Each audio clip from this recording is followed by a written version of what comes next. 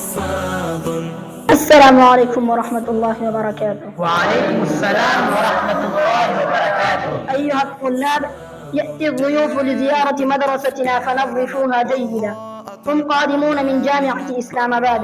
هم يريدون زيارتكم وكذلك يتمنون أن يطلعوا على منهج المدرسة. إذن يحضرون في الصف أيضا؟ بالطبع، فيسألونكم بعض الأسئلة أيضا. هل هناك أسئلة خاصة يسألونها؟ لا، بل يريدون أن يتعرفوا على مستواكم في اللغة العربية. سنجيب بكل جرأة إن شاء الله.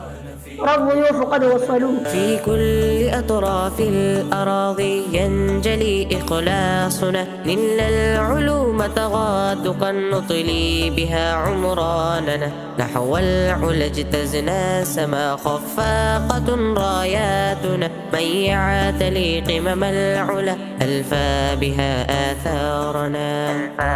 أهلا وسهلا بكم في رحاب مدرستنا. جزيتم كثيرا وبوركتم ما حييتم.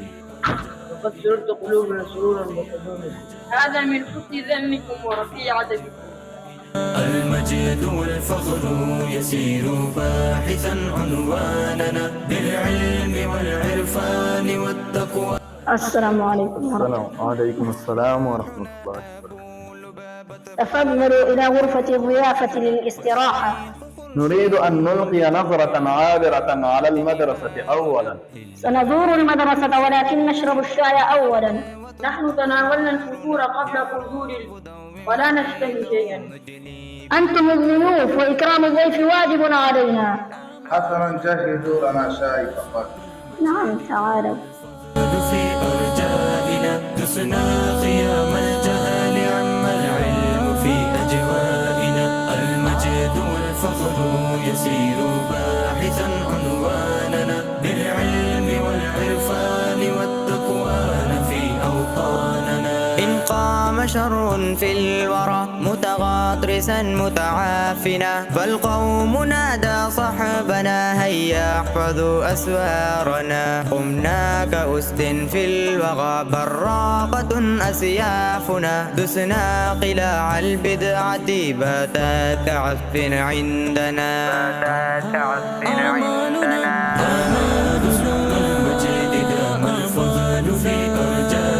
والآن نمشي ونزور المدرسة.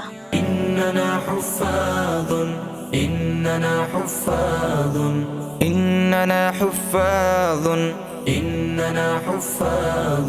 جلالة أفكارنا وضاءة أعمالنا، براقة راياتنا لماعة آمالنا. رسول المجد دام الفضل في أرجائنا، دسنا خيام الجهل عم العلم في أجوائنا. المجد والفخر يسير باحثا عنواننا، بالعلم والعرفان والتقوى في أوطاننا. في كل أطراف الأراضي ينجلي إخلاصنا، نلنا العلوم تغادقا نطلي بها عمراننا. نحو العلا اجتزنا سما خفاقة راياتنا، من يعتلي قمم العلا ألفى بها آثار. ما شاء الله، المدرسة في تطور مستمر في التعليم والتربية والبناء. هذا بفضل الله وبأدعيتكم المستجابة. شكرا لك.